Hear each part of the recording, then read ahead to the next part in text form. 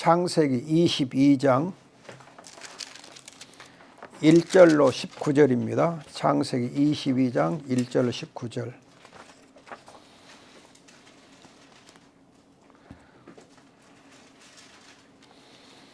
제가 천천히 읽어드리겠습니다. 그 일 후에 하나님이 아브라함을 시험하시려고 그를 부르시되 아브라함아 하시니 그가 이르되 내가 여기 있나이다. 여호와께서 이르시되 내 아들 내 사랑하는 독자 이삭을 데리고 모리아 땅으로 가서 내가 내게 일러준 한 산 거기서 그를 번제로 드리라. 아브라함이 아침에 일찍이 일어나 나귀의 안장을 지우고 두 종과 그의 아들 이삭을 데리고 번제에 쓸 나무를 쪼개어 가지고 떠나 하나님이 자기에게 일러주신 곳으로 가더니 제3일에 아브라함이 눈을 들어 그곳을 멀리 바라본지라. 이에 아브라함이 종들에게 이르되 너희는 나귀와 함께 여기서 기다리라. 내가 아이와 함께 거기 가서 예배하고 우리가 너희에게로 돌아오리라 하고 아브라함이 이에 번제 나무를 가져다가 그의 아들 이삭에게 지우고 자기는 불과 칼을 손에 들고 두 사람이 동행하더니 이삭이 그 아버지 아브라함에게 말하여 이르되 내 아버지여 하니 그가 이르되 내 아들아 내가 여기 있노라. 이삭이 이르되 불과 나무는 있거니와 번제할 어린 양은 어디 있나이까. 아브라함이 이르되 내 아들아 번제할 어린 양은 하나님이 자기를 위하여 친히 준비하시리라 하고 두 사람이 함께 나아가서 하나님이 그에게 일러주신 곳에 이른지라. 이에 아브라함이 그곳에 제단을 쌓고 나무를 버려 놓고 그의 아들 이삭을 결박하여 제단 나무 위에 놓고 손을 내밀어 칼을 잡고 그 아들을 잡으려 하니 여호와의 사자가 하늘에서부터 그를 불러 이르시되 아브라함아 아브라함아 하시는지라. 아브라함이 이르되 내가 여기 있나이다 하매 사자가 이르시되 그 아이에게 내 손을 대지 말라. 그에게 아무 일도 하지 말라. 네가 내 아들 내 독자까지도 내게 아끼지 아니하였으니 내가 이제야 네가 하나님을 경외하는 줄을 아노라. 아브라함이 눈을 들어 살펴본즉 한 순양이 뒤에 있는데 뿔이 수풀에 걸려 있는지라. 아브라함이 가서 그 순양을 가져다가 아들을 대신하여 번제로 드렸더라. 아브라함이 그 땅 이름을 여호와 이레라 하였으므로 오늘날까지 사람들이 이르기를 여호와의 산에서 준비되리라 하더라. 여호와의 사자가 하늘에서부터 두 번째 아브라함을 불러 이르시되 여호와께서 이르시기를 내가 나를 가리켜 맹세하노니 내가 이같이 행하여 내 아들 내 독자도 아끼지 아니하였은즉 내가 네게 큰 복을 주고 내 씨가 크게 번성하여 하늘의 별과 같고 바닷가의 모래와 같게 하리니 내 씨가 그 대적의 성문을 차지하리라. 또 내 씨로 말미암아 천하 만민이 복을 받으리니 이는 내가 나의 말을 준행하였음이니라 하셨다 하니라. 이에 아브라함이 그의 종들에게 돌아가서 함께 떠나 브엘세바 이르러 거기 거주하였더라. 아멘. 첫 주에 말씀드렸듯이 또 우리 선장님이 기도하시면서 강조하셨듯이 우리 하나님을 힘써 아는 복을 누리는 것이 참 좋습니다. 그래서 금년에는 우리가 하나님을 알 때 깊이 알자, 힘써 알자. 깊이 아는 것이 무엇인가? 하나님의 호칭을 통해서 많이 깊이 알고 싶습니다.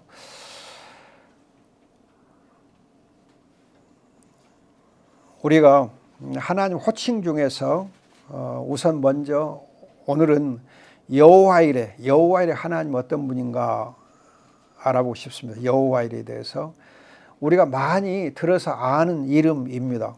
그런데 이레라고 하는 이 단어가 히브리어 이 이레라는 단어 뜻이 보다는 뜻, 보다인데 이 보다가 그냥 보다가 아니고 미리서 보다, 앞을 내다보다 그런 뜻이 있습니다. 그래서 영어로는 프로라고 하는 단어하고 비데오라는 단어가 합해진 겁니다. 프로하고 비데오가 합해진 거. 그래서 프로는 앞이란 뜻이고 비데오는 본다는 뜻이거든요. 그래서 영어로 이제 이 프로와 비드가 합해진 건데 이걸 합쳐서 발음하면 provide가 돼. provide라 그래. 그럼 provide 그러면은 무슨 뜻이냐 하면 준비하다, 제공하다 뜻이죠. 준비하다, 제공하다. 그러니까 이 이래라고 하는 이 단어 뜻이 뭐냐 하면은 보고, 준비하고, 제공하다. 미리서 보고, 미리서 알아보고, 미리서 알고서 준비해서 제공하다. 말이 되죠. 미리서 알아보고 준비해서 제공해 주다. 이거가 지금 이래란 뜻이에요. 그런데 이 이래란 단어에서 무슨 단어가 나오냐 하면은 섭리란 단어가 섭리. 그래서 섭리가 영어로 providence인데 providence가 provide에서 나온 단어예요. 그러니까 하나님께서 미리서 알아보시고 준비해서 제공하심으로 역사하는 것이 바로 섭리예요. 하나님께서 섭리하실 때 전지하신 하나님 미리서 알아보시고 전능하신 하나님이 또 좋으신 하나님이 다 준비해서 제공해 주셔서 우리의 삶을 이끌어 주시는 것, 그게 섭리예요. 그러니까 여호와 이레 하나님이 사실은 섭리하시는 하나님, 섭리의 하나님이시기도 합니다. 그러면 하나님께서 정말 우리의 모든 삶을 미리서 지켜보시고 아시는 그런 하나님인데, 오늘 본문 보면은 하나님께서 미리서 아시면서도 아브라함을 시험해요. 시험을 해봐요. 시험을 해봐. 여기서 시험한단 말은 사탄 마귀가 유혹해서 시험하는 그런 시험이 아니고, 욥기에서 사탄 마귀가 시험하거나 또는 이제 창세기 3장에서 사탄 마귀가 아담을 시험하거나 또 마태복음 4장에서 이 마귀가 예수를 시험하는 그런 시험하고 다릅니다. 그때 시험은 영어로 temptation이라 그러고, 여기서 시험하다 할 때는 try 한다. try라고 같습니다. 하나님께서 잘하는가 못하는가 한번 테스트 해보는 거예요. 시험해봐요.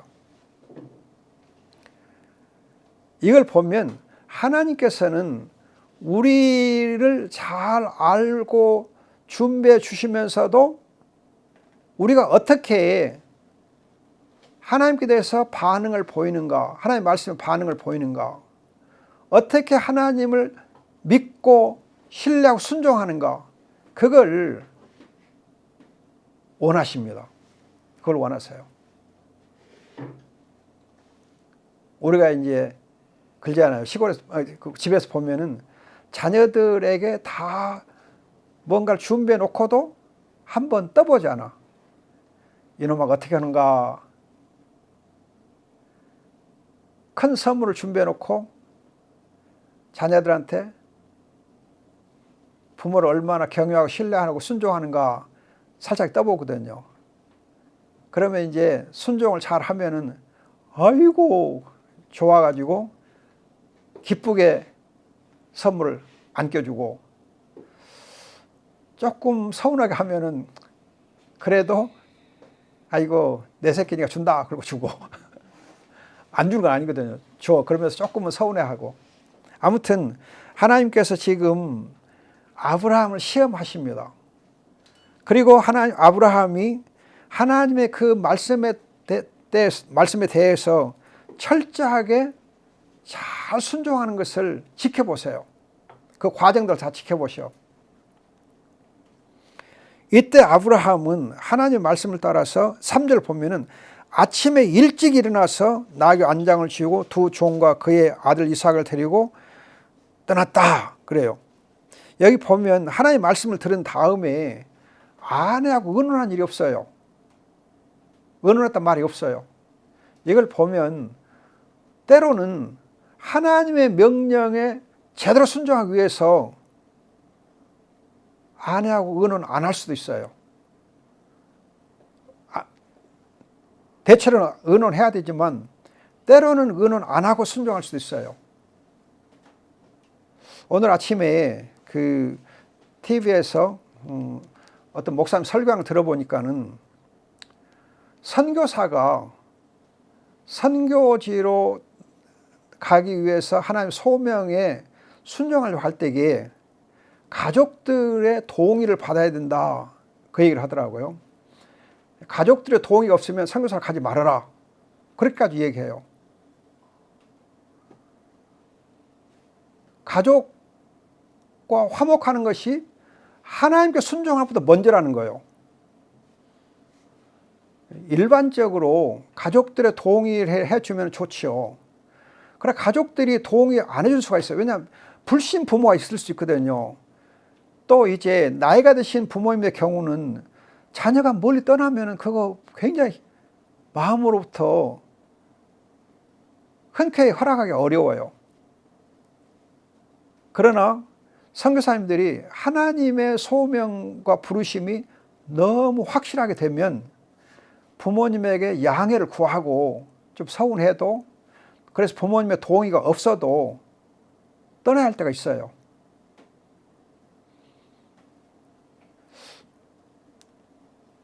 일반적으로는 부모님과 의논하고 부모님의 허락을 받으면 좋아요.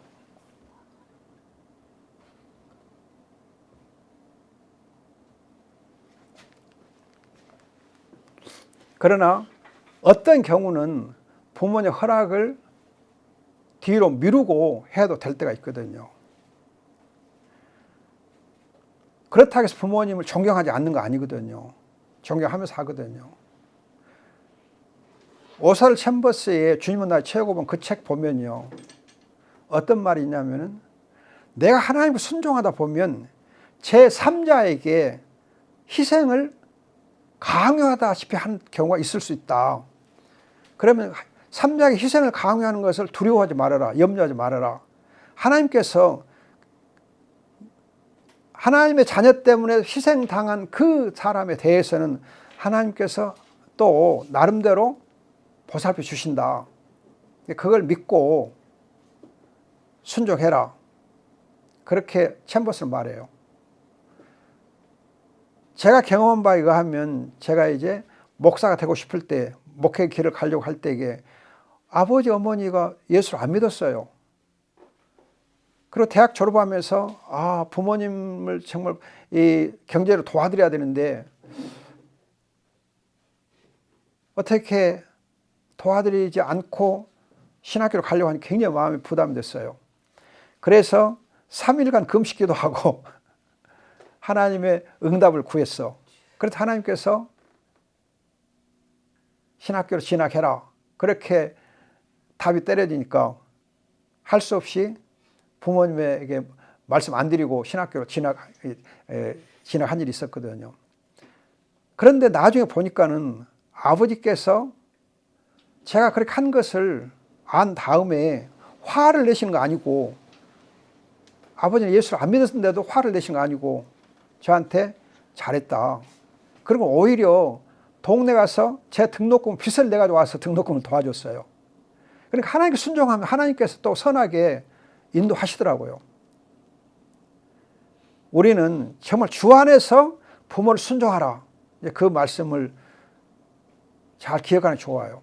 아무튼 오늘 본문 말씀 보면은 이 아브라함이 자기 아내와 의논하지 아니한 채 일찍 일어나서 하나님의 명령에 순종합니다. 그리고서 이제 이삭과 같이 가다가 이삭이 물어요. 아버지, 불과 나무는 있거니와 번제할 어린 양은 어디 있어요? 그때 아브라함이 대답합니다. 내 아들아, 번제할 어린 양은 하나님이 자기를 위하여 미리서 친히 준비하시리라. 아브라함은 사실 이 말을 할 때에 알고 말한 거 아니에요. 하나님이 그 입에서 말을 하게 하니까 말을 한 것뿐이에요. 하나님께서 자기를 위하여 친히 번제할 어린 양을 준비하리라. 알고 한 거 아니에요. 왜냐하면 만일 그가 하나님께서 미리서 번제할 양을 준비한 것을 알았다 하면은, 알고서 이 말을 했다고 하면은 13, 14절에서 그 아들을 번제단에 올려놓을 이유가 없잖아요. 하나님이 준비하신 양을 찾아갖고 양 어디 있지? 하나님 주면 양이 어디 있지? 양 찾을 거 아니에요. 양이 없네. 그럴 수 있고. 그러나 아브라함은 자기 아들 이삭을 제단 나무 위에 놓고 손을 내밀어 칼을 잡고 아들을 죽이려 했어요. 이런 과정들을 다 하나님 지켜보신 거예요. 지켜보신 거예요. 그리고 지켜보는 그에게 하나님이 입에 말씀을 주시면서 번제할 어린 양을 하나님 친히 준비하시리라. 그 말이 자기 입에서 나오게 한 거예요. 이걸 보면 하나님께서 여호와의 하나님은 친히 그의 믿음의 아들 아브라함의 모든 순종하는 과정들을 지켜보시고 그리고서 그 아브라함의 속마음을 아신 거예요. 아브라함 깊이 알아주신 거예요. 이 하나님이 바로 여호와의 하나님이십니다. 그런데 이 미리서 다 보시고 아시는 아버지 하나님께서 앞서도 말씀드렸듯이 우리를 위해서 아브라함을 위해서 준비해서 제공하시는 아버지 하나님입니다. 다 준비해서 제공해 주세요.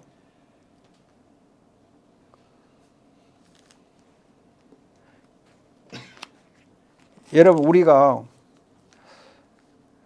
재물을 모을 때에 부모가 자식을 위해서 모아요? 자녀가 부모를 위해서 모아요? 누가 모아서 줘요?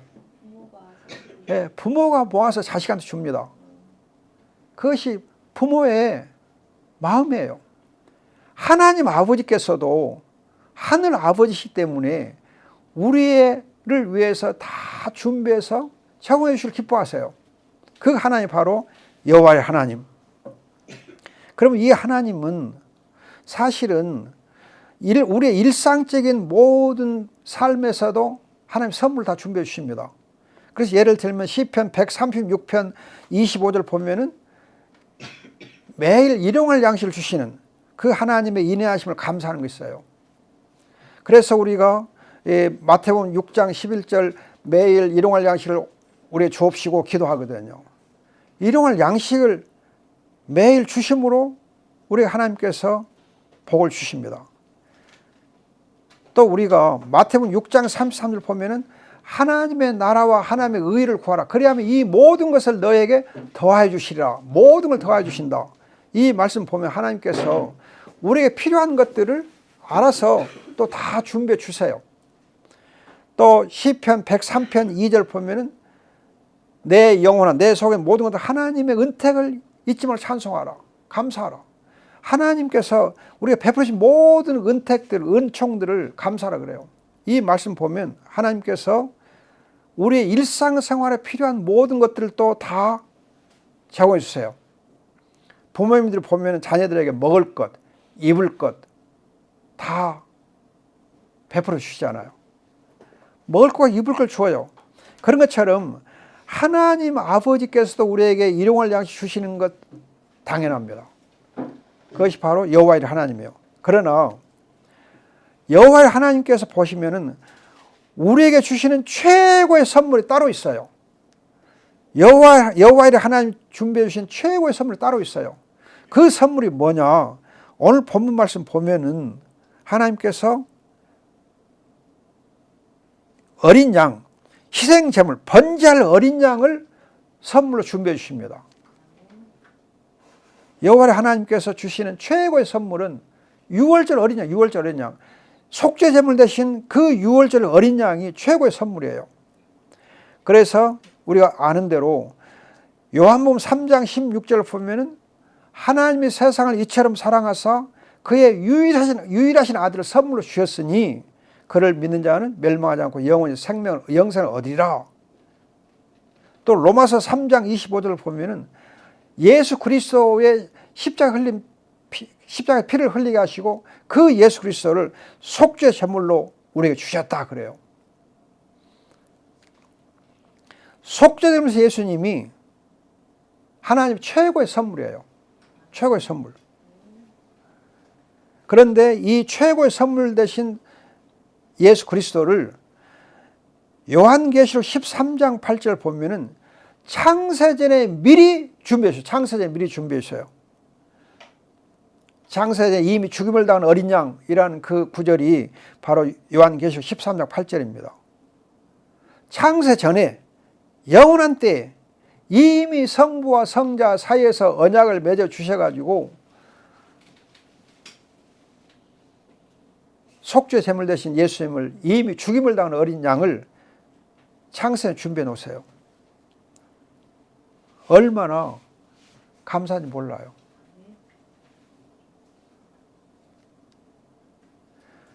가끔은 뉴스에 보면은 이 기업 회장들이, 좀 큰 기업 회장들이 그냥 뱃속에 있는 자기 손자 몫으로 뭐 주식을 이렇게 증여한다든지 뭐 그런 거 있더라고요.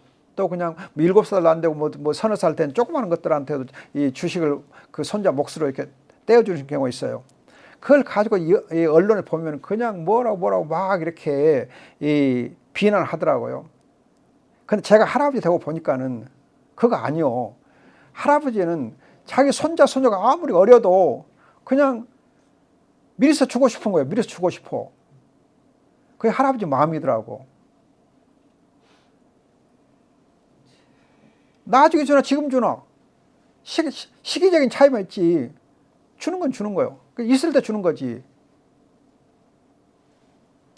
하나님 아버지께서도 창세전에 미리서 다 준비해 놓으신 거예요. 미리서 준비해 놓으셔. 그게 아버지 마음이에요. 또 이렇게 창세전에 준비해 놓으신 그 아버지 하나님께서는 믿음의 조상들, 아브라함, 이삭, 야곱, 요셉, 또 믿음의 사람들인 모세, 다윗, 이렇게 하나님의 자녀들을 위해서 친히 희생 제물을 다 준비해 주세요. 창세를 준비하신 그 하나님 아버지께서 이제는 역사 속에서 믿음의 조상들, 하나님의 자녀들에게 다 그때그때 속죄제물을 준비해 주세요. 창세기 15장 보면 아브라함에게 3년 된 순양과 염소를 다 준비하게 하시고, 오늘 또 22장 13절을 보면 하나님께서 순양을 준비해 주시고, 출애굽기 12장 21절은 6월절 어린 양을 준비해 주시고, 열왕기상 여러분 8장 62절 63절 보면 예루살렘 성전을 지어놓고 성전 봉헌할 때에 그냥 1000마리의 번제물을 준비해서 드리게 하시고, 하나님께서 어마어마하게 속죄제물을 준비해 주십니다. 그런가 하면 때가 참에 단번에 영원한 속죄제물을 준비해 주십니다. 여러분 그 히브리서 9장 26절 보면 때가 참에 마지막 때에 하나님께서 단번에 영원한 희생제물을 준비해 주셨다 그래요. 여러분 요한일서 4장 10절 한번 봅시다. 요한일서 4장 10절.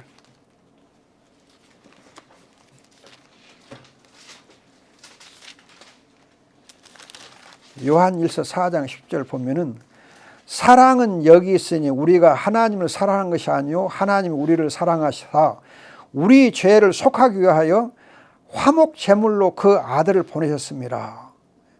하나님 우리를 사랑하셔서 우리 죄를 대속하기 위해서 화목 제물, 속죄 제물로 그 아들을 때가 되면 보내셨다.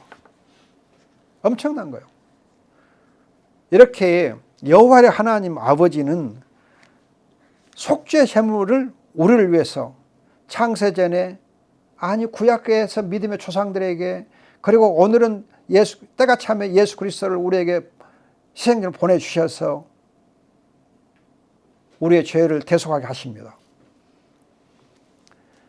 이렇게 희생제물을 준비해서 제공해 주시는 아버지 하나님은, 아브라함의 경우를 보면은 더 귀한 것은 아브라함에게 이 사건을 통해서 복음을 전해주시고 이방인들이 그를 통해서 복을 받게 하셨다. 그렇게 바울이 해석을 해요.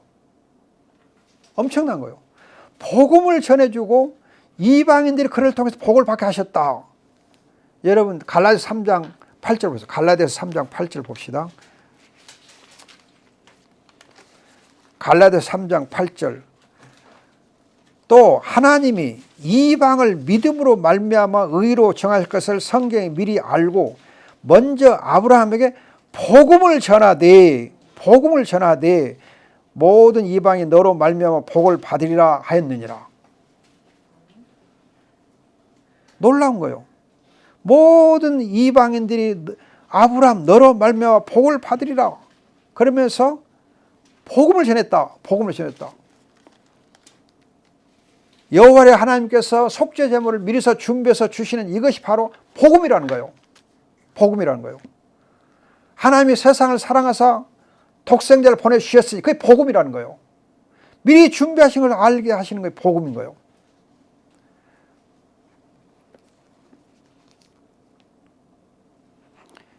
이 갈라디아서 3장 8절 말씀은 창세기 22장 18절 말씀을 인용한 거거든요. 내 씨로 말미암아 천하 만민이 복을 받을 것이니 이는 네가 나의 말을 준행하였음이니라. 아브라함이 믿음으로 순종할 때에 하나님이 복을 주시고 복음을 주실 뿐만 아니라 그 복음을 통해서 믿음의 자녀들이 아브라함과 함께 복을 받되, 여러분 갈라디아서 3장 9절을 다시 보세요. 3장 9절을 보시면은 그러므로 믿음으로 말미암은 자는 믿음이 있는 아브라함과 함께 복을 받느니라 그렇게 했고, 14절 보세요. 14절 갈라디아서 3장 14절 이는 그리스도 예수 안에서 아브라함의 복이 이방인에게 미치게 하시고 또 우리로 하여금 믿음으로 말미암아 뭐요? 성령의 약속을 받게 하려 함이니라. 약속된 성령을 받게 하려 함이라. 그래, 약속된 성령을 받게 하려 함이라. 약속된 성령을 받게 해요. 복음을 받게 하시고 그 복음을 통해서 아브라함과 함께 복을 받되 약속된 성령을 받게 하세요. 이렇게 보면 여호와의 아버지 하나님은 믿음의 자녀들에게 최고의 선물을 주시되 그의 유일하신 아들 예수 그리스도를 속죄 제물로 주실 뿐만 아니라 약속된 성령도 함께 주신다는 거예요. 이게 복이에요. 이게 복음이고. 그러니까 여러분, 아브라함의 믿음의 조상인 것은 그저 그냥 믿었기 때문만이 아니고 그 아브라함에게 하나님의 복음을 선포해 주시고 그 복음과 함께 예수 그리스도를 최고의 선물로 주신 것뿐만 아니라 약속된 성령까지 주시겠다고 하신 까닭에 아브라함 믿음의 조상이에요. 어마어마한 거죠. 그리스도와 복음과 하늘의 신령한 복, 약속된 성령까지 다 약속해 주시니까. 그런데 이렇게 아브라함이 믿고 순종하면서 하나님께 정말 신뢰하면서 하나님을 경외할 때에 그것으로 끝나는 거 아니고 아브라함의 그 순종하는 믿음을 보시고 22장 12절 보면은 네가 네 아들 내 독자라도 내게 아끼지 아니하였으니 내가 이제야 네가 하나님을 경외한 줄 아노라. 이 말씀이 무슨 말씀이냐 하면은 아브라함이 그의 아들 이삭을 제단에 바칠 때 아브라함이 하나님을 믿으니 이것이 그에게 의로 여겼다. 야고보서 2장 21절 말씀으로 해석되어 있어요. 아브라함이 이삭을 희생제물로 드렸을 때 그 이삭의 믿음을 보시고 하나님께서 의로 여기셨어요. 그래서 로마서 4장 22절에서도 그것이 그에게 의로 여겼다 그렇게 말씀하는 거예요. 죽은 자가서 살리신 걸 믿고 할 때에 그 믿음을 보시고 하나님께서 아브라함 의롭다 하십니다. 이걸 보면 하나님께서는 아브라함의 그 믿음을 보고 순종하는 믿음을 보고 그냥 입으로만 고백하는 믿음 말고 순종하는 믿음을 보시고 그를 의롭다 하세요.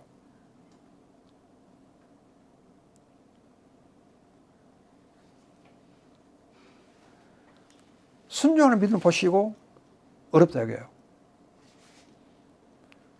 따라서 우리가 정말 하나님 앞에서 의롭다함을 받을 때에는 순종하는 믿음, 그 믿음이 순종으로 나타날 때 그 믿음을 보시고 하나님 의롭다 하십니다. 이렇게 해서 하늘 아버지의 자녀의 신분, 자녀의 신분과 권세를 얻게 해요. 의롭다 하신 것은 자녀의 신분과 권세를 얻게 하고 하늘 시민권을 얻게 하는 거예요.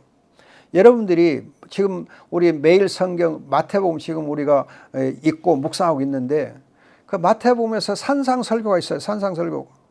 대개 지금까지 우리 보면 산상설교를 할 때, 언급할 때에 팔복이라고 그래요. 팔복.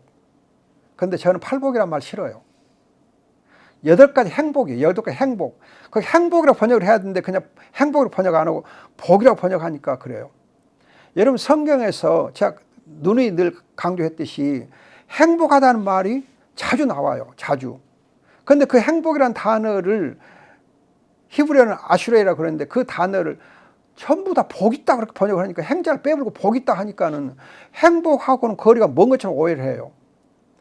시편 1편 1절 2절도 행복하다. 시편 119편 1절도 행복하다 그래요. 신명기 33절도 행복하다. 행복이란 말이 의외로 성경에 많이 있어요. 구약에. 하나님의 자녀는 행복하게 돼. 행복해요. 하나님 우리에게 행복을 주셔요. 행복하다. 이스라엘은 행복한 자다. 이스라엘은 행복한 자다. 그렇게 말씀하거든요. 그래서 내가 너희의 행복을 위해서 기도한다 그러거든요. 행복. 그런데 그 마태복음 5장에서 그냥 심령이 가난한 사람은 행복하고 뭐 청결한 자는 행복하고 온유한 자는 행복하고 그렇게 많이 얘기가 나와요. 그런데 거기 결론은 뭐냐면 하늘 아버지의 자녀가 된다는 거예요. 하늘 아버지 자녀가 된다. 또 하늘 나라가 너희 것이다. 그래가지고 하늘 나라가 너희 것이다. 그 말이 무슨 말이냐? 지금 매일 성경에 해설해놓은 거 보면 우리 마음속에 천국이 임하다 그렇게 해석을 막 해놓는데 그게 아니요. 하늘 시민권을 우리 주신 거예요. 하늘 시민권을. 하늘 시민권. 하늘의 시민권과 하늘 아버지의 자녀의 신분 권세를 누리게 하는 것이 행복의 비결이요. 누가 행복하냐? 하늘의 시민권을 얻은 자. 누가 행복하냐? 하늘 아버지의 자녀의 신분과 권세를 얻은 자가 행복한 거예요. 그 하늘 아버지의 자녀들은 자녀니까 마음이 가난하기도 하고 온유하기도 하고 청결하기도 다 한 거거든요. 여러분들이 8가지 조건들을 보면 안 돼. 그것에 그냥 신경 쓰면은 부담스러워. 그래서 산상들은 굉장히 부담스러워. 아이고 내가 어떻게 이렇게 가난할 수 있고 온유할 수 있고 청결할 수 있고 아이고 의를 박해를 받을 수 있고 아이고 나는 안 되겠다. 그렇게 실망할 수 있어요. 그러나 그게 아니고 정말 하나님께서 나를 하늘 시민권으로 삼으시고 하나님의 이 자녀의 심호 권세를 주었다. 그걸 누리게 하셨다. 믿음으로. 그걸 알면 자연스럽게 심령이 가난해지고 하나님 앞 겸비해지고 온유해지고 청결해지고 의를 핍박을 받게 되어 있고 다 하게 되어 있어요.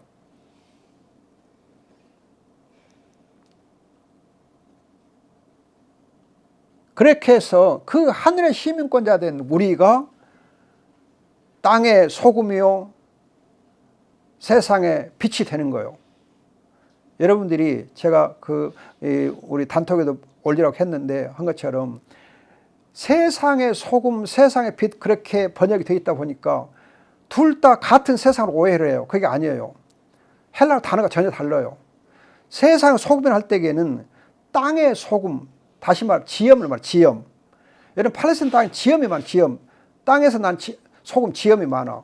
그러니까 그 지염을 잘 정제해 가지고 밥상에 그 양념 소금을 올려놓으면 그 소금은 귀한 것이 되고 양념으로 쓰이지 못한 것들은 땅에서 밟혀. 흔해 빠지니까 밟혀. 그래서 여러분 미국 같은 데 보면요. 미국도 지염이 많아요. 겨울에 눈이 많이 오잖아요. 그러면 그 지염 같은 뿌려요. 지염 뿌려요. 그 소금 뿌려요. 우리는 염화가시 뿌리잖아. 거기는 지염이 많으니까 그냥 길에다가 소금 뿌려. 길에다 소금 뿌려요. 그 소금 막 싸놨다 그 뿌리더라고요. 그런 것 같아요. 그런데 이 지엄은 스스로 녹아 자기를 부인하고 그렇게 해서 맛을 내주거든요. 저는 정말 로타리 한 게 너무 감사해요. 로타리가 뭐예요? 초아. 나를 자기를 부인하는 거예요. 나를 뛰어넘는 거예요. 그리고 십자가를 지는 거예요. 봉사하는 거예요. 그러면서 남의 유익을 먼저 구하는 걸 힘쓰거든요. 그래서 여러분 마태복음 7장 12절 보면은 율법과 선지자의 강령, 대강령이 뭐냐? 남을 먼저 생각해 주는 거거든. 먼저 대접해 주라. 남의 유익을 먼저 구하는 것이 율법과 선지자, 구약 성경의 핵심 윤리예요. 더 정확히 말하면 남의 유익을 먼저 구하는 것이 구약 성경 윤리의 핵심이요. 로타리, 힘쓸 로, 이웃타, 유익익, 유익리. 그냥 남의 유익을 먼저 구하는 것이 자기를 부인하는, 그게 소금이에요. 그게 소금, 지엄. 그 세상의 빛은 뭐냐? 이 세상은 코스모스라고 해서 지금 이 우리의 세계를 말해요. 그래서 하나님께서 예수님께서 복음을 선포함으로 말미암아 세상을 밝게 비춰주거든요. 그걸 말해요. 하나님의 자녀, 하늘 시민으로 가진 자는 복음을 세상을 향해 선포해가지고 그 복음을 세상을 밝게 해주라는 거예요. 개인적으로는 지엄처럼 자기를 부인해야 돼. 자기를 뛰어넘어야 돼. 그리고서 지엄이 맛을 내는 거잖아. 남의 유익을 먼저 구하는 거거든. 남의 유익을 먼저 구해야 돼. 그러되 복음을 가지고 빛으로서 세상을 밝게 해줘야 돼. 이 두 가지 역할을 다 하는 것이 하늘 시민권 가진 자의 신분의 권세예요. 그걸 지금 마태복음 5장에서 강조하거든요. 그런데 우리가 그 점을 놓쳐버리고 그냥 심령천국을 얘기하고 뭐 그냥 조건으로 막 생각하다 보니까 어려워. 산상설교는 어려운 거 아니에요. 여러분 예수님께서 마태복음 11장에 그러잖아요. 수고하고 무거운 짐을 다 내게로 오라. 내가 너에게 쉼을 주리라. 내 짐은 내 멍에는 뭐라고? 가볍고 쉽다 그러잖아요. 하나님의 말씀은 사실은 믿는 자에게는 다 쉬운 거예요. 말씀이 어려운 거 없어요. 쉬워요. 아니 부모가 자녀들한테 어떤 교훈을 주고 명령할 때 자녀들이 감당 못할 명령을 해요? 자녀가 감당 못할 명령을 해요? 자녀가 감당할 수 있으니까 명령하고 부탁하는 거지. 하라고 하는 거죠. 지시하는 거죠. 마찬가지로 여러분 하나님 아버지께서 우리에게 말씀을 주실 때 우리에게 뭘 요구할 때 우리가 감당 못할 그런 명령을 안 줘요. 쉽고 가볍게 해줘. 그런데 우리가 그 명령을 안 지키려고 하니까 어려워진 거지. 지킬 마음이 없으니까 아버지에 대해서 정말 사랑하고 신뢰하고 경외하는 마음이 없으니까 그 말이 부담스럽고 어려운 거예요. 여러분 성경 말씀 중에 어려운 게 뭐가 있어? 따지면 어려운 거 없어요. 다 말씀이 쉬워. 자기를 부인하라. 그 말 뭐가 어려워? 근데 자기 잘나면서 사는 사람 부인을 못해. 내 안에 죄 때문에 우리가 말씀이 어려운 거지. 내가 성령을 따라서 하나님 아버지의 자녀를 순종하다 보면 다 모든 말씀이 가볍고 쉬워요. 어려운 거 없어. 내가 죄 때문에 그래. 내가 손자님 가만히 보면은 옆에서 보면 정말 어렵고 힘들겠다 싶은데 저 양반은 모든 게 다 쉬워. 그냥 가볍게 그냥 쉽게 설렁설렁 다 해낸 것 같아. 왜? 기쁨으로 하니까. 모든 기쁨을 하니까 어려운 것이 없어요. 힘든 것이 없어요. 우리 심혜영 집사도 마찬가지죠. 보면은 너무 내가 볼 때는 아이고야 어떻게 저를 감당하나. 근데 자기는 아니요 간단해요. 너무 쉽게 말씀해. 기쁨으로 봉사하니까 쉬운 거예요. 다. 여호와의 하나님, 우리의 하늘 아버지께서는 우리의 순종하는 믿음을 지켜보시고 일상적인 선물뿐만 아니라 속죄됨으로써 예수 그리스도와 보혜사 성령을 선물로 주시고 그 믿음을 보시고 의롭다고 인정하시고 하늘 아버지 자녀의 신분과 권세를 얻어 누리게 하십니다. 여호와의 하나님이십니다. 기도합시다. 좋으신 아버지, 여호와의 하나님 아버지를 찬양합니다. 그 아버지를 믿고 신뢰하는 믿음으로 살게 하시고 항상 기쁘게 순종하며 주님께 영광을 돌리게 주옵소서. 주님을 아는 것이 우리에게 복이 된 걸 감사합니다. 귀하신 예수님의 이름으로 기도합니다. 아멘.